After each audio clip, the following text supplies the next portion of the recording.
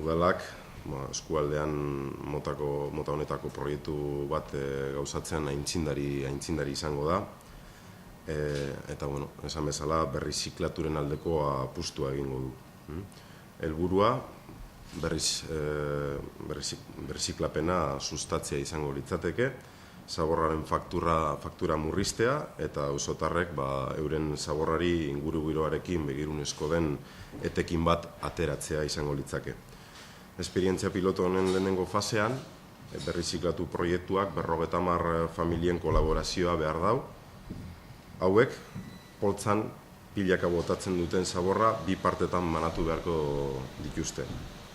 Alde batetik, hondakin organikoak, materia degradagarri garbiarekin, eta bestetik, hondakin mota baten zailkatu ezin diren materiak eta tratatu ezin direnak, adibidez, zigarro mutxinak, errautza, aurroiala, konpresak eta horrelakoak.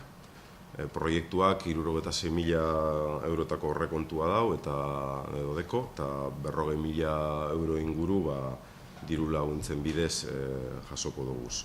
Gure aldetik, herritarren parte hartzea ezinbestekoa dela komentatu, eta herritarrei gonbidapena luzatzen diegula proiektu politonetan parte hartzeko. Labur bilduta,